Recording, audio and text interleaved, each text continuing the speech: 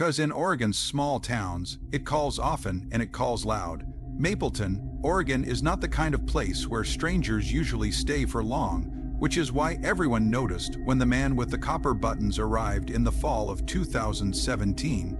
I was 28 at the time and had been running the hardware store on Hemlock Street for about 5 years after taking it over from my father.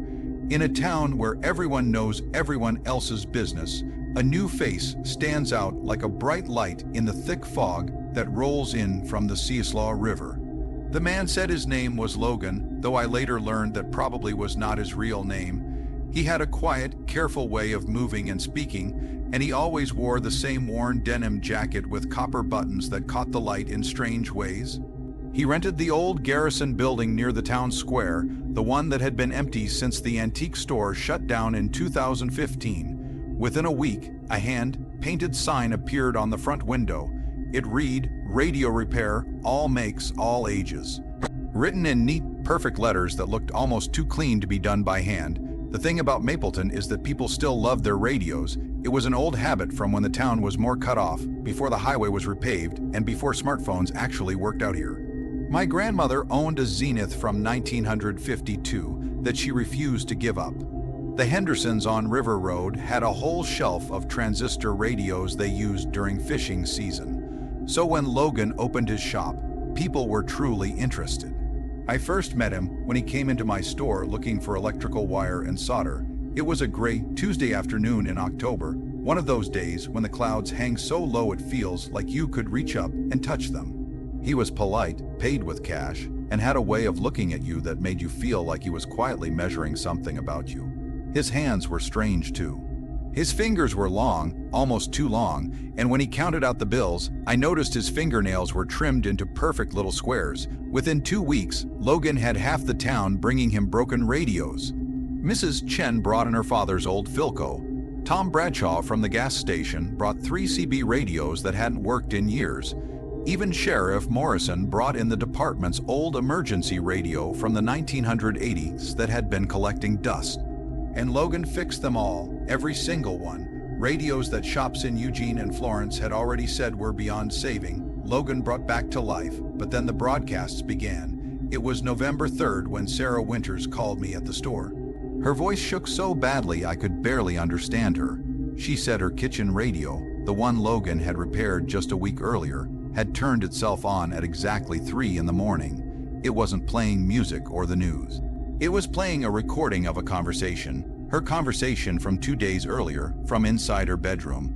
It was a private talk with her husband about something nobody else should ever have known. I told her she must have been dreaming or mistaken, but she swore she wasn't. She said she had unplugged the radio, but it kept playing. When she finally threw it into the garage, she could still hear it faintly through the walls, like it was sharing her secrets with the darkness.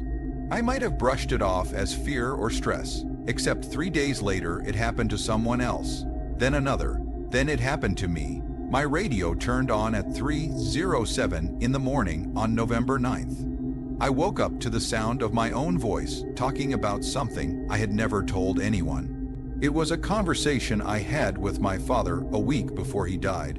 A conversation that happened in my truck, parked deep in the woods off Highway 126, where I had gone to be alone with my grief. There was no way anyone could have heard it. No way anyone could have recorded it. But there it was, playing back in perfect detail, my voice breaking as I confessed things to my father that I had been too afraid to say while he was alive. I tore the radio out of the wall, but even after the plug came out, the voice kept playing. I threw it into my closet and buried it under blankets, but I could still hear it, soft and distant, like someone whispering behind a closed door. By the middle of November, 17 people in Mapleton had reported the same thing. Radios switching on at strange hours, replaying private talks, exposing secrets that should have been impossible for anyone to know. The times were different for everyone, but the stories were always deeply personal, deeply private, and deeply disturbing. Sheriff Morrison went to speak with Logan on November 18th. I know because I followed him. I closed my store early and went with him and about a dozen other townspeople who had been affected. We wanted answers. We wanted to know how he was doing it, what kind of hidden equipment he had used, and why he would invade people's lives in such a cruel way. But when we reached the garrison building, it was empty. Not just empty, cleaned out. The sign was gone, the workbench was gone, every tool, every radio, every piece of wire had vanished. The only thing left behind was the smell, a sharp chemical smell that burned your nose and made your eyes water. And the walls were covered in writing. It looked like black marker, but the letters were wrong. They weren't English, Spanish, or any language we recognized. They looked a little like radio frequency markings, but twisted and backward, like instructions for tuning to stations that should not exist. Sheriff Morrison called in the state police.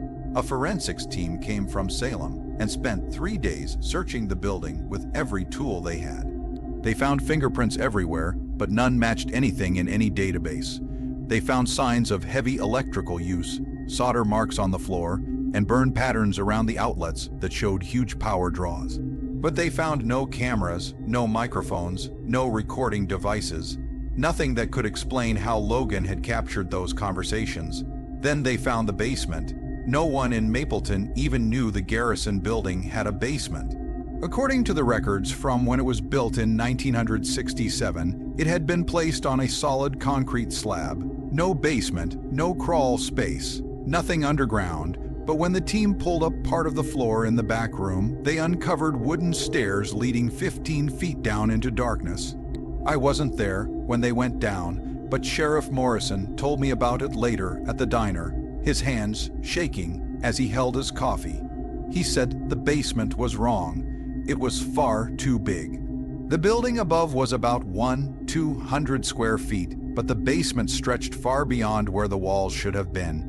They found equipment down there, radios, hundreds of radios, old ones, new ones, transistor radios, tube radios, CB radios, ham radios, shortwave radios.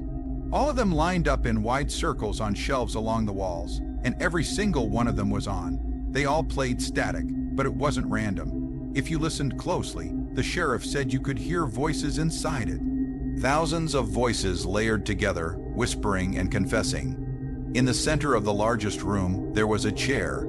Just a plain wooden chair like the kind you'd find in a kitchen. But the floor around it was covered in dark scorch marks, shaped like the same symbols found upstairs. On the chair sat a notebook. It was filled with hundreds of entries. Each one had a date, a name, an address, and a list of secrets. Private things, painful things, things no outsider should ever know. I saw my own name in that notebook.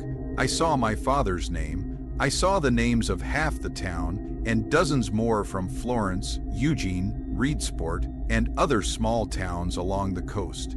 All of it written down. All of it stolen, but the last entry was the one that made Sheriff Morrison call in the FBI. It was dated November 19th, the day after we had found the empty shop. The handwriting was the same neat style, but the words were different. It said, location transferred, Mapleton complete, moving to location C7, Tamaki County, Manzanita. The broadcasts continue, they always continue. A signal cannot be stopped once it is sent. You cannot unhear what has been heard. The frequency is eternal. The FBI took over in December. They took all the equipment from the basement. They questioned everyone in town. They tracked down every radio Logan had repaired and took them in for testing. Inside each one, they found tiny microphones and transmitters hidden in the casing and powered by the radio itself. But they still could not explain how the devices had picked up conversations that happened far away from the radios, inside cars, deep in forests, and in places where no microphone could ever have been. They also made another impossible discovery. The broadcasts were not recordings, they were live. The radios were transmitting conversations as they happened, and sometimes even before they happened. One woman's radio played a conversation she would not have with her sister until 3 hours later. The timestamp proved it. The FBI had no answers. Logan was never found. The name was fake. The ID he used was fake. The bank account he used to pay the bills was fake. He arrived in October and vanished in November, leaving behind nothing but fear. But the broadcasts did not stop. Even after the radios were taken, even after the town was searched for hidden devices, people still reported hearing things, whispers in empty rooms, voices slipping through car speakers that weren't connected to anything. Confessions leaking through baby monitors and phone static. Whatever frequency Logan had touched was still alive, still listening, still sending. In January 2018, a report came in from Manzanita, a small coastal town in Tamaki County.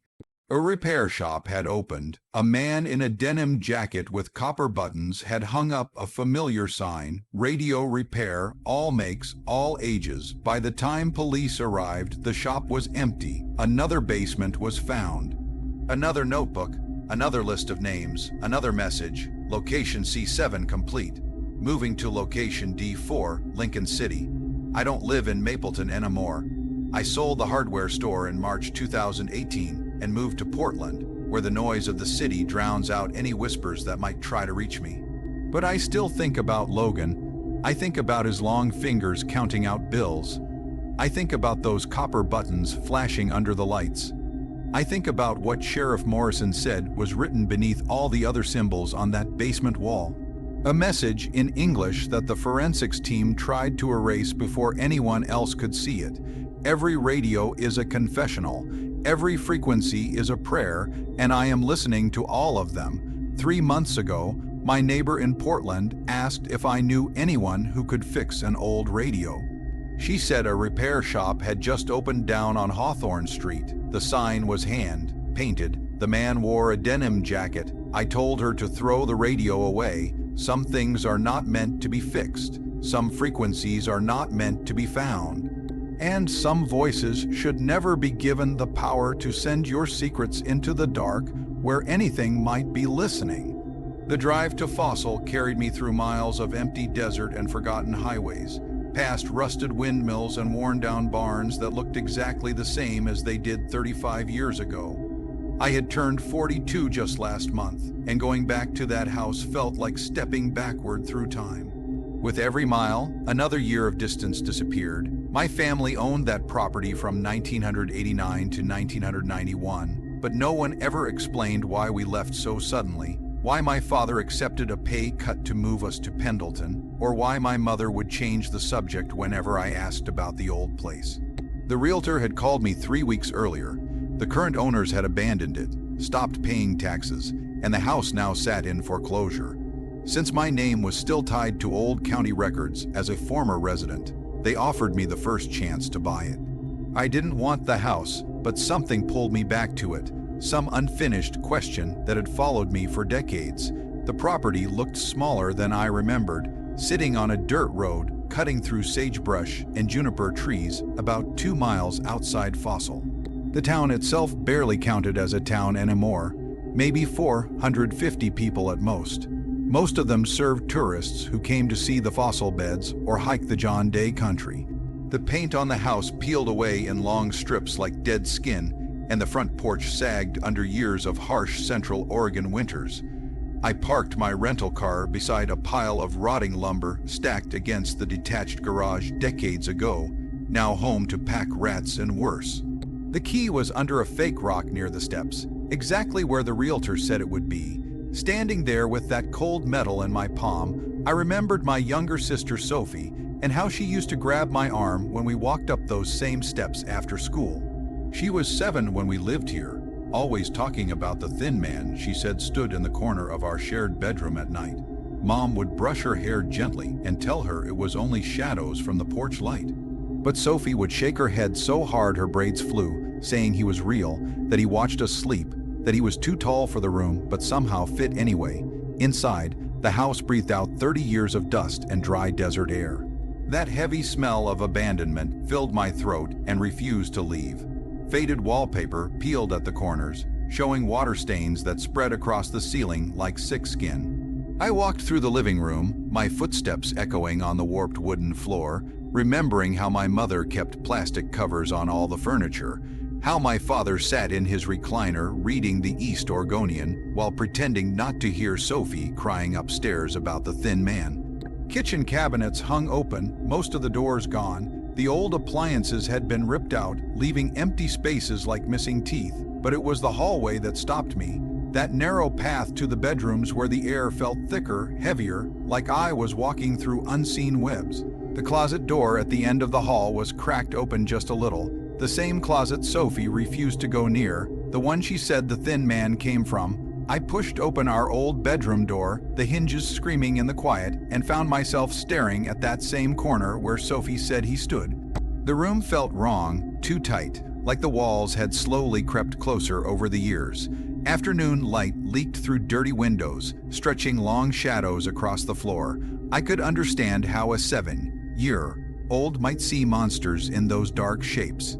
But then I saw something that made my breath catch. Scratch marks on the closet frame, deep cuts in the wood that looked careful and desperate at the same time. I ran my fingers over them, feeling how far they dug into the grain, wondering if they had always been there or if others had added their own marks trying to get away from something. The closet itself was empty except for a few wire hangers that softly chimed when I opened the door wider. But the back wall looked wrong. It appeared newer than the rest, like fresh drywall had been added years later. The surface was too smooth, too clean for a house this old. The drywall broke apart easier than it should have under the pressure of my car key, crumbling away to reveal a narrow crawl space behind it that did not match the layout of the house. The smell hit me first. Stale air mixed with something rotten, like old leather and decay. Using my phone's flashlight, I saw the space stretched back about 4 feet, barely wide enough for someone to squeeze through. There were things inside. Boxes and bundles wrapped in broken plastic, all thick with dust. I pulled out the closest box, my shirt catching on exposed nails, and found it filled with someone else's life. Photographs from the 1960s. Women with tall beehive hairstyles and men in thin ties, all smiling at backyard cookouts and holiday gatherings. At the bottom was a driver's license for a man named Gregory Fulton, issued in 1968. The plastic was cracked, but the photo was still clear. A man with hollow cheeks and deep, set eyes that seemed to follow you no matter how you tilted it. More boxes revealed more of the Fulton family's life. Carolyn Fulton's nursing diploma from 1965, their wedding album, old tax papers, even a collection of wristwatches, one of them still ticking after all these years. These were the kinds of things nobody leaves behind on purpose. The last box held something that made me yank my hand back like I had touched fire. A child's dress, yellow with tiny flowers, folded neatly around a pair of small white shoes. Underneath were newspaper clippings about the Fulton family's disappearance in 1969. How they vanished one October night, dinner half-eaten on the table, their car still in the driveway, the front door unlocked. The articles talked about search teams, money troubles, and mental breaks, but nothing was ever proven. One piece printed 6 months later mentioned how the new owners started reporting strange events. Doors opening on their own, shadows in the hall, the feeling of being watched. They moved out after 8 months. I sat on the dusty floor, surrounded by the remains of the Fulton family's life, when I heard footsteps on the front porch, heavy boots, slow and steady. Then a knock echoed through the empty house. The sheriff stood in the doorway. A man in his 60s with tired eyes and a badge worn smooth with time. He had heard someone was inside the old house and wanted to be sure I wasn't a squatter or scavenger. When I showed him my ID and explained who I was, told him about the things I had found, his face changed. The suspicion faded into something that looked like acceptance. He asked me to show him, and when he saw the crawl space and the boxes spread across the bedroom, he nodded like he had been waiting for this for 40 years.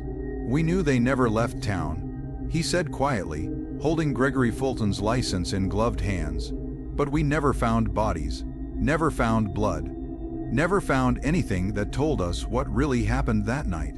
He helped me pull out the rest of the items, taking pictures with his phone and writing notes in the small notebook he kept in his chest pocket. At the bottom of the last box were more newspaper clippings, but these were older. From the 1950s, missing persons from Wheeler County, at least 6 cases over 15 years, all from isolated homes. The sheriff read them in silence, his jaw moving like he was swallowing words he didn't want to speak. When we finished, he sat on the porch steps and lit a cigarette, even though I could tell he was trying to quit by the way his hand hesitated. Every owner after the Fultons left within a year, he said, smoke drifting between us. Your family lasted 2 years, which was the longest. Most stayed 6 months, maybe 8. They all gave excuses, bad structure, new jobs, family problems. But if you pushed hard enough, they talked about the feeling that someone was always there, always watching. I asked him about Sophie's thin man, half expecting him to laugh it off like my parents always had. Instead, his face went blank, the cigarette forgotten between his fingers. Your sister was not the only one, he said after a long pause. Kids from 3 different families described the same thing. A tall, thin figure standing in the corners, always in bedrooms, always at night. One boy drew pictures of it again and again until his parents burned them. The strange part was that none of these families knew each other. They never shared stories. Still, the details were always the same. Too tall for the ceiling, too thin like it hadn't eaten in years, just standing there and watching. Some kids said it had no face. Others said its arms and legs bent wrong, with too many joints, like extra elbows and knees. The sheriff crushed his cigarette under his boot with more force than needed. He told me they checked everything, gas leaks that could cause hallucinations, mold, even a psychologist from Bend to examine the children. Nothing ever explained why different kids across different years saw the same impossible thing in the same house. He started to leave, brushing dust from his uniform, but stopped at his patrol car and turned back. There's something else, he said, his voice lower now, like he shouldn't be sharing it. About 10 years ago, a homeless man, an Iraq veteran, used to break into empty homes for shelter. One winter night, he broke into this house. They found him the next morning walking down Highway 19 in only his underwear during a January snowstorm, his feet bloody from the frozen road. At the hospital in Kendon, all he would say was that someone was already living in the house.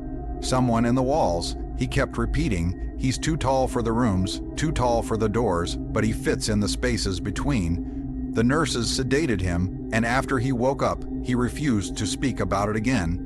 He left the county that same day.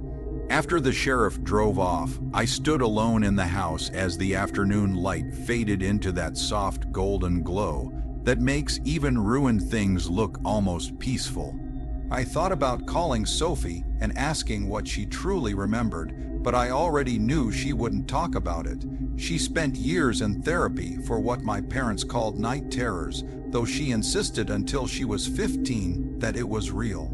I gathered the Fulton family's belongings to take them to the sheriff's office, and that's when I noticed something I hadn't seen before. In one of the wedding photos, there was a figure in the background standing behind the happy crowd. Tall and stretched out, like that part of the picture had been pulled too far. It could have been a shadow, a flaw in the film, someone walking by at the wrong moment. But the more photos I looked through, the more I saw him. At birthday parties, in windows, always at the edges, always warped, like the camera could not quite capture what was there. I left everything for the sheriff to take, walked out of that house, and drove straight back to Pendleton without stopping for anything but gas. 2 weeks later, the sheriff called and told me they had torn the house down. They found nothing strange in the walls or under the foundation, no bodies, no proof of any crime. The Fultons were still officially missing, their case still cold. Almost casually, he added that the demolition crew complained about the layout being wrong, rooms that did not match the blueprints, empty spaces between walls that should not exist in a house that size. They filled everything with concrete before leveling it and put a small memorial park where the house once stood. Sometimes I drive past Fossil on my way to other places, but I never stop. Sophie and I never talk about the house, but once at Thanksgiving dinner last year, after too much wine, she quietly said, "He was too tall for the room, wasn't he?" That was what was wrong. He was too tall for any room. We changed the subject right away, but I knew she still remembered, still saw him in her dreams, standing in corners that should not exist, waiting in spaces between walls, too tall for any house, yet somehow always fitting perfectly into places we refuse to look. The hidden spaces, the ones we pretend are not there, the darkness that lives inside the walls of every place we try to call safe. 20, 6 is not really young anymore, but sitting here typing this, my hands still feel sweaty thinking about what happened when my buddy and I were just 15. We lived in Junction City, one of those forgettable towns in Oregon's Willamette Valley, where the biggest news was usually about someone's tractor breaking down or the high school basketball team losing again. My parents ran a feed store downtown, and Mason's dad worked at the lumber mill near Highway 99. That summer of 2012, we spent most nights playing video games in my basement or hanging around the 7-Eleven parking lot with other bored kids. Small town life was painfully boring, which is probably why we decided to sneak out that Thursday night in early August. Mason had been texting me all evening, saying his older brother told him kids went to the park behind Miller Creek Road to smoke and drink without getting caught. We did not smoke and had no beer, but just being out after midnight felt rebellious enough for two sheltered kids like us. The park was nothing special. Just a basketball court with bent rims, rusty swings, a slide with layers of old paint peeling off, and a concrete bathroom building that always smelled like urine and mold. We climbed out my bedroom window around 12:30 using the cherry tree I had practiced climbing for years. The walk took about 20 minutes through empty streets and dark houses where everyone else slept like normal people do on a weeknight. When we reached the park entrance, the first thing we noticed was an old sedan parked near the basketball court. Maybe dark blue or black. It was hard to tell in the dark. The engine was running, but the headlights were off, which felt strange even to our teenage minds. We could barely see someone sitting in the driver's seat. Just a shape, but definitely a man. Mason grabbed my arm and whispered that maybe we should leave, but I tried to act brave like an idiot and yelled, "Hey, everything okay over there?" My voice cracked at the end. The response was sudden and violent. The engine roared, tires screamed against the pavement, leaving marks you could still see days later.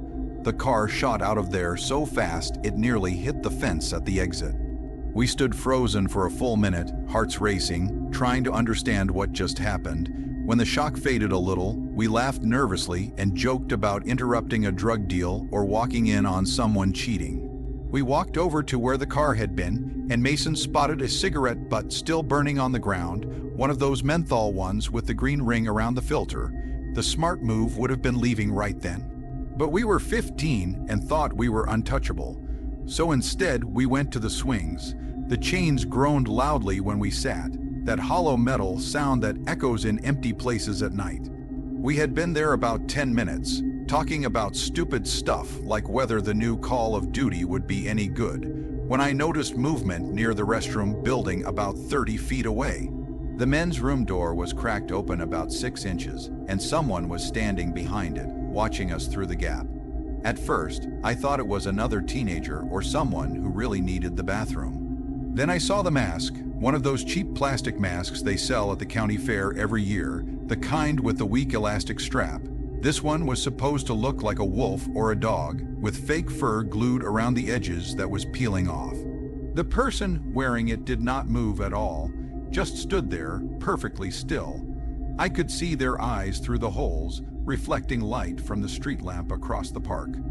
Mason followed my stare and went silent in the middle of his sentence, his whole body locking up on the swing beside me. We sat there for what felt like forever but was probably only 30 seconds, locked in a silent staring contest with someone in a discount animal mask hiding inside a public bathroom. Mason finally stood up slowly and pulled out his phone to use as a flashlight. The second the beam hit the door, whoever was behind it pulled back into the darkness and the door slammed shut. Then nothing. No footsteps running, no door opening again, just total silence, broken only by our breathing and the distant sound of a freight train across town. We whispered angrily about what to do. Mason wanted to run immediately. I said we should check in case someone needed help, maybe a homeless person trying to sleep. In the end, we agreed to walk past the restroom on our way out. Far enough to run if needed, but close enough to see if the door moved again. As we got closer, keeping about 15 feet between us and the building, we heard something that made my skin crawl. Heavy breathing from behind that closed door. Slow, controlled, not like someone out of breath, but like someone breathing on purpose so we could hear it. like they wanted us to know they were still there. Mason had his phone recording by then, his hand shaking in the glow of the screen. We rushed past without stopping. The moment we cleared the restroom, we heard the door creak open behind us. We both ran without looking back. We sprinted harder than I ever had in my life, cutting through backyards, hopping fences, setting off motion lights all over the neighborhood until we reached my house, gasping and soaked with sweat. We stayed awake in my room the rest of the night, doors locked, chairs stacked against them like that would stop anything. Around 5 in the morning, when the sun began to rise and we finally felt a little safer, Mason showed me the video. Most of it was just shaking darkness and the sound of our footsteps, but there was one frame, just one, where you could see the mask clearly as we ran past. Behind the plastic wolf face, the person was wearing what looked like light blue medical scrubs.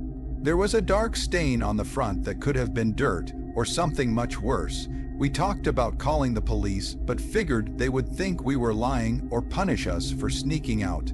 So we stayed quiet and swore we would never go back to that park. The next morning, my mom was watching the local news while making breakfast when she called me downstairs, her voice tense and worried. On the TV, a reporter stood in front of the same park we had been at just hours earlier. Yellow police tape was everywhere. Officers walked around with evidence bags. The reporter talked about suspicious items found near the restroom and increased patrols. But what made my stomach drop was the shot of the basketball court. Clear as day on the screen were the tire marks from that sedan peeling out. 2 officers were taking photos of them. My mom asked if I knew anything since the park was near Mason's house. I shrugged and said no, my mouth completely dry. Then my phone started buzzing. Mason's older brother had driven past the park on his way to work and saw police pulling evidence from the restroom, including duct tape, zip ties, and a cell phone thrown behind the toilet. What came next is what still keeps me awake some nights. Mason's brother knew someone who worked dispatch, and through him, we learned what was not on the news. Police had pulled security footage from a gas station across from the park and 2 ATM cameras on Miller Creek Road. The footage showed 2 teenage boys, us, entering the park at 12:53 a.m., but the part that still makes me sick was that it also showed the sedan following us from 2 blocks away with the headlights off. The driver watched us climb out my window. He followed us through the streets. He reached the park just minutes before us, and that was not even the worst part. The footage also showed that the person in the mask had been inside the restroom since 11:30 p.m., waiting. The cameras caught them arriving in a different vehicle, a white pickup truck with mud covering the license plate. They carried a backpack inside and never brought it back out. When police searched deeper, they found the backpack hidden in the ceiling tiles of the restroom. Inside were more zip ties, a knife, a bottle of chloroform that later tested positive for fingerprints from 3 missing person cases in nearby counties, and a notebook with dates and locations, including my address and Mason's address circled again and again. The person in the mask and the driver of the sedan were working together. The timestamps showed they were texting each other the entire time we were there, planning their movements around the park. The police never caught them. Both vehicles were stolen from a used car lot in Springfield earlier that week.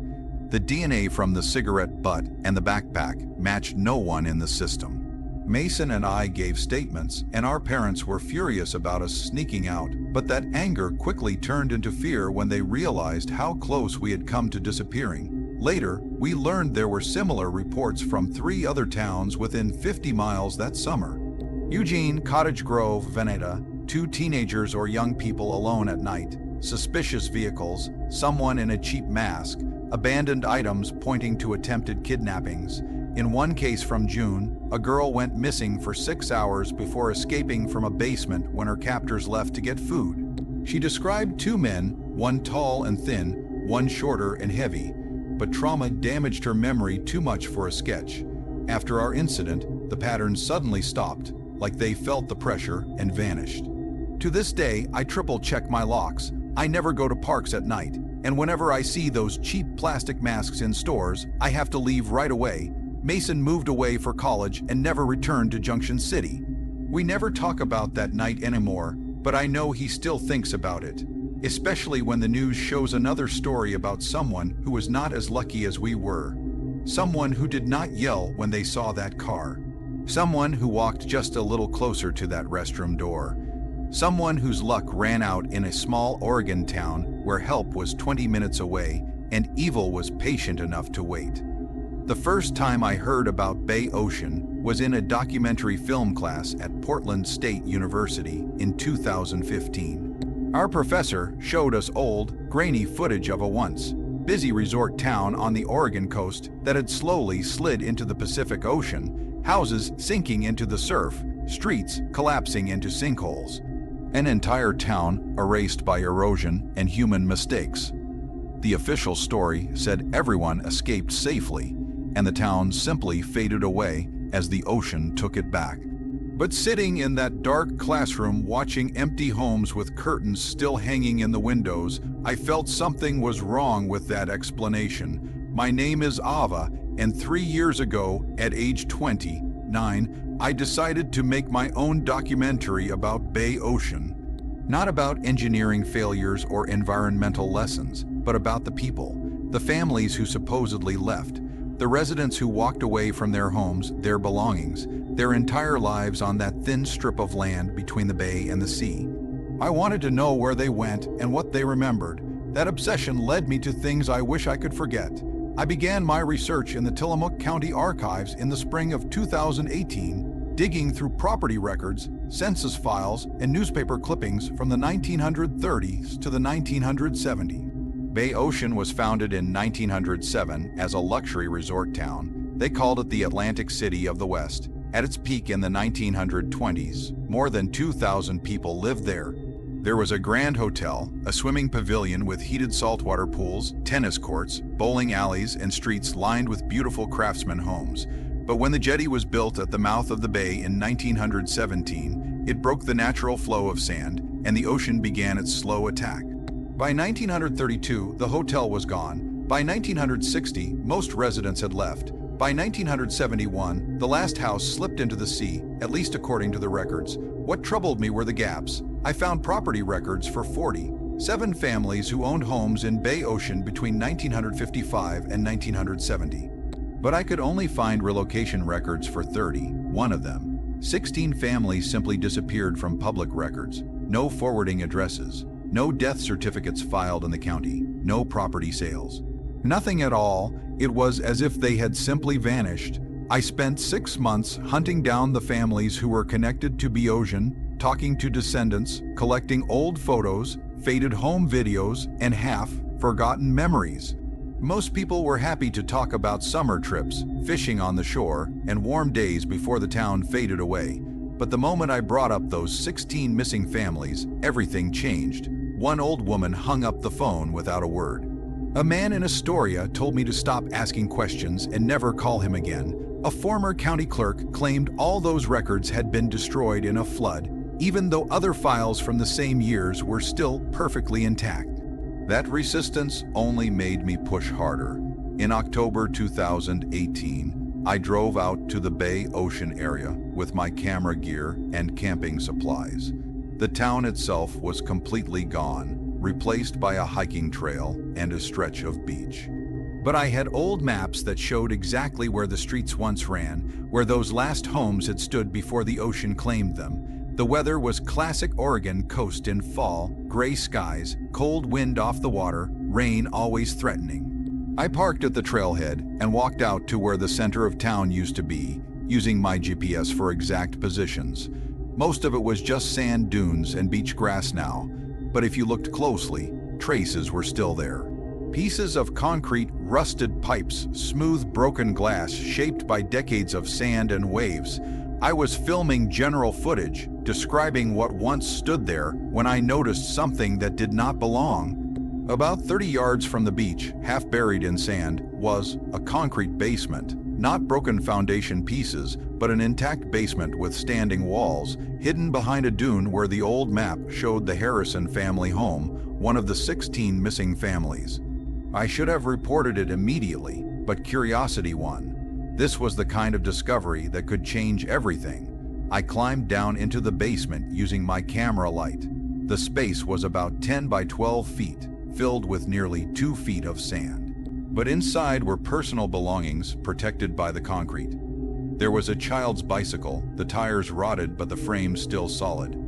A stack of Life magazines from 1967, pages swollen and stuck together. Dishes still stacked neatly in a metal cabinet. And then there were the suitcases, 3 of them, old hard shell cases from the 60s, lined up neatly against the back wall, as if someone planned to return for them. First held neatly folded women's clothes and a purse. Inside the wall, it was a driver's license for Margaret Harrison, issued in 1966, along with $37 and family photos. The second suitcase held men's clothing and a shaving kit. The third was filled with children's clothes for 2 kids, maybe 5 and 8 years old, along with stuffed animals and a notebook filled with shaky cursive practice. These were not things left during a normal evacuation. These were packed bags ready to leave, abandoned suddenly. I filmed everything, photographed each item, read through the papers and letters tucked inside. One letter dated October 14, 1967, was from Margaret Harrison to her sister in Portland. She wrote about strange things happening in Bossier, families disappearing overnight, county officials pushing everyone to evacuate, but something felt wrong about it. Forced. She listed names I recognized immediately: the Brennan family, the Kowski family, the Torres family. She said their homes were left fully furnished, cars in driveways, but the people were just gone. Margaret wrote that she and her husband planned to leave the next morning, packed and ready, but wanted to wait for daylight when there would be traffic and witnesses. The letter was never sent. I climbed out of that basement shaking so badly I could barely hold my camera. The sun was going down, throwing long shadows across the dunes, and the full weight of how alone I was hit me all at once. I was standing on a beach where an entire town had vanished, over proof that at least one family tried to escape but never made it. I called the Tamu County Sheriff from my car and told them what I found. A deputy came out the next morning. I showed him everything. He took photos, wrote reports, documented it all. When I asked what would happen next, his answer was quiet and tired. There was no investigation, he said. These disappearances were 50 years old. Anyone involved was probably dead. Officially, those families relocated and the records were lost.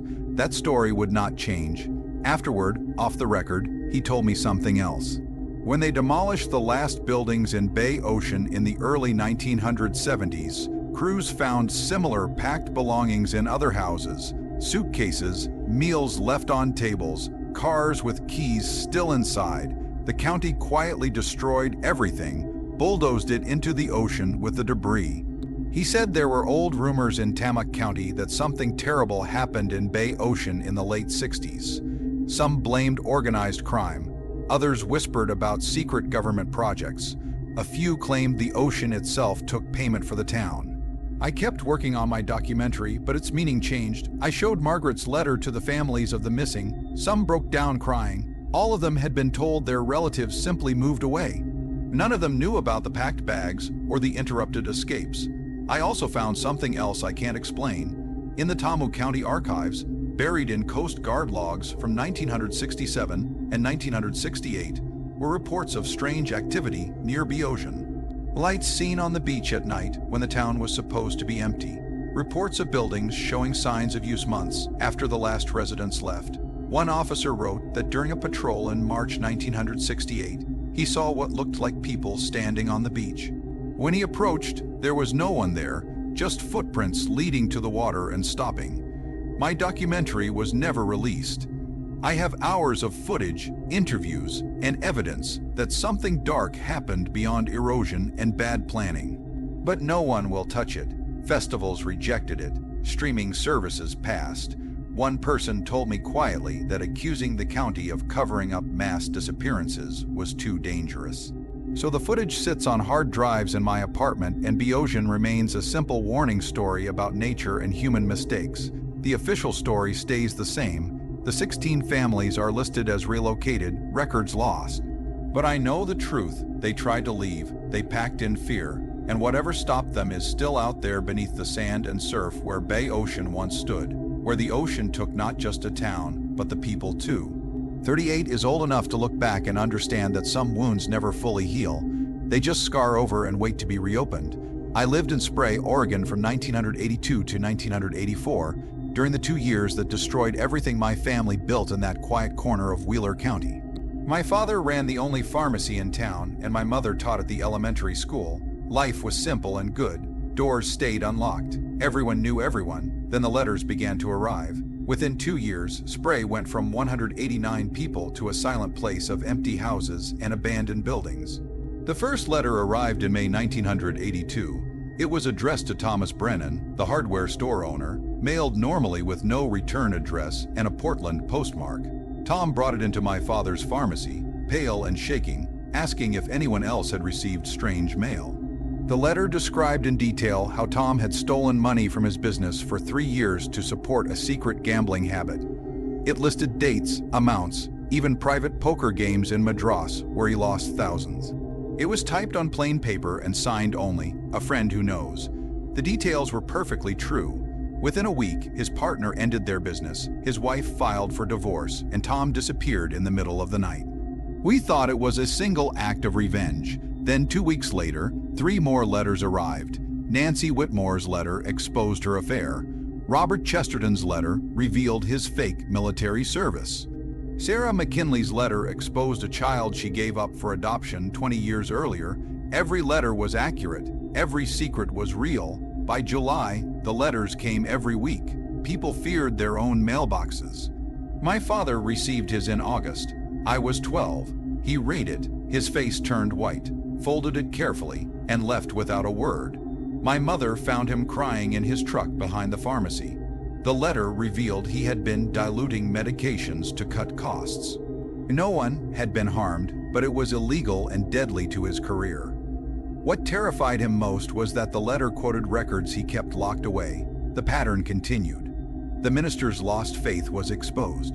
The school principal's stolen funds, the sheriff's cover-up of his own son. People fled or stayed in fear. By spring 1983, more than 40 people had left Spray. The town fell apart. The police were helpless. The FBI found nothing. The postal inspector found no foul play. Everything was mailed legally. Watch groups formed. Neighbors became suspects. My mother received her letter in February 1984. I never read it. She burned it at once and told my father we were leaving. Before we moved, she told me something that still haunts me. The letter quoted from her private diary, a journal kept locked under the bed for 20 years. She said whoever sent the letters wasn't just watching people. They were somehow reaching into their thoughts, their private fears, the things people only admit to themselves when no one else is listening.